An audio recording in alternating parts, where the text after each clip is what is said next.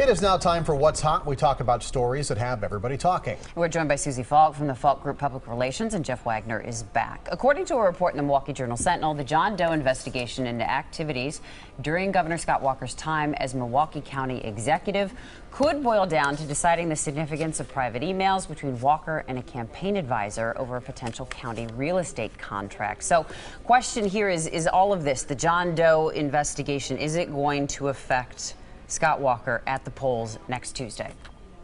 No. I mean, I just simply... We need more, Jeff. No, I mean, look, here's the bottom line. First of all, I think it's shameful that John Chisholm, the DA, has allowed this to go on for 2 years to the point where it's now being exploited. But here's the bottom line. You know, people care about jobs. You know, we're not talking about jobs in the campaign anymore. We're not talking about schools. We're not talking about collective bargaining. The Barrett campaign, about half the ads they run now say, oh, there's this secret John Doe investigation. There must be something coming to it. Trust me, there's not going to be anything that comes from this. This is not going to substantially move the needle one way or the other. Can we talk about Justin Bieber coming to Milwaukee? You know, anything but politics. I'm so tired of politics. It's on your last nerve, huh? I kind of, you know, when I saw the topics come in today and not right around noon, I didn't have a lot of time to do the research.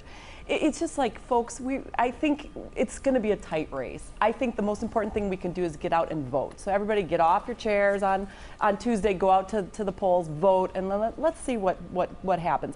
I agree with Jeff. I don't think that this latest event in the John Doe allegations is gonna make a difference one way or the other. Most people are established. I think so. I mean, you're one side of the fence or the other. It doesn't matter what happens. Right, and this isn't going to... Issue. Right, I mean, look, I understand when Tom Barrett raises these issues, he's kind of playing to his base. There's about 43% of the electorate that hates Scott Walker for whatever reason. This plays to that base. I think a larger number of people support what he did. I don't really believe that there's any undecided voters in any substantial numbers here, and I don't think this changes anybody's opinion. But I will tell you, I'm kind of with Susie. I mean, during my radio show, you know, every commercial break, we've got one or two of these different ads, and even though from our perspective we make money, you know, by people buying the ad time, I'm down to my last nerve on all this too. But what are we going to talk about 2 weeks from today? Well, then if you want to talk... The presidential election. Or the Senate primary or all sorts of stuff. This is just phase one. I'm so ready for it to be over. And hopefully, I'm also with Susie too, get out and vote, because hopefully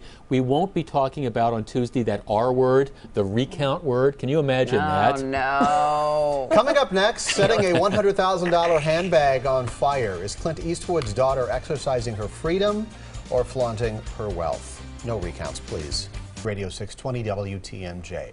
So if a Christian student tells a non-Christian student or a gay student they're going to hell, is that bullying? Today, educators and religious groups are working together to help define the difference between free speech and harassment.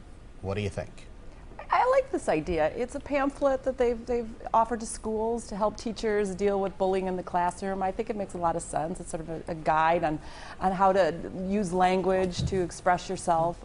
I recently was in church and I was told that I might be going to hell, and that made me very uncomfortable, but that's church.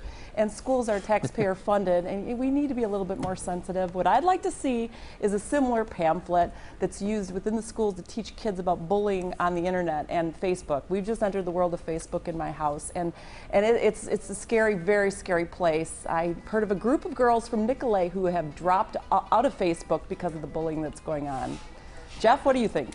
I think it all depends on context. First of all, I can't believe you'd be in church and anybody's telling you that you have to go somewhere. I just can't. Not you, Susie. I don't believe it. I think it all depends on what the context of things are. I mean, obviously, you can do something in a fashion that's intimidating or bullying. The flip side of that, though, is I think if you've just got kids that are having conversations and stuff because, you know, somebody expresses their opinion and somebody else doesn't like it, that doesn't make it bullying. Context is the key, I think. Mm-hmm.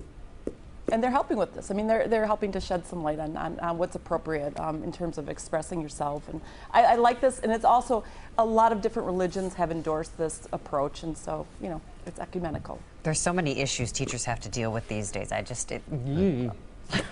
Frightening. What she said. Yeah. So Clint Eastwood's daughter posted photos of herself destroying a $100,000 Birkin handbag. Susie's crying. Just send it to me. Her photographer boyfriend posted the photos on his website of her using a chainsaw on it. They set it on fire. The site says destruction is a beautiful version of freedom. Would you want this bag? Are you sad to see me destroy it? It's getting a massive response by people. A lot of folks say it's insensitive to the poor, get a new hobby. God, you can't appreciate the $100,000 that was spent on this bag, Well, see, like, can we pick up on that? I mean, she's an artiste, so she's trying to make a statement, whatever the heck the statement is. But I have the more fundamental question: who in their right mind would pay $100,000 for a purse? I think the key words there are right mind, Chef. I mean, ladies, give me some help Somebody here. who has mommy and daddy's money, apparently. No, you know, I go to these auctions that benefit various charitable organizations in town, and there's so many auction items out there. And my gosh, that purse, if it could bring in even $20,000 in an auction, would be doing a charitable group so much good. And here you have this destruction, and I'm like, these artistes are not in touch with reality. And my gosh, just send them to an auction sometime. So does it matter? There was one post, I think, you know, that was positive instead of all the negative that came from this, saying that the people need to do their research and see how much that they actually do give to charity. Does that make a difference? Does that offset the burning of a $100,000 bag? Yeah. Just putting it out there. Yeah, if she's got the money, I guess I'm not going to criticize her. But again, I don't get it. Here's the real downside of this topic.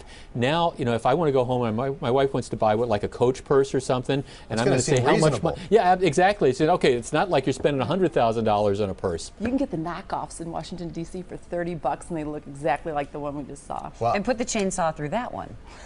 If we can get all 300 or so million of us in this country to agree never to spend $100,000 on a handbag, there will never They'd be be priced much a lower. $100,000 handbag. You could run for political office. That could be your platform. That's my Unless platform that right there. handbag is going to do something different than most purses. And I don't know what that would be that would be worth $100. If it does my grocery shopping for me. If it grows 4 wheels and a steering wheel, maybe. Maybe. Yeah. We'll take a quick break. We'll be right back.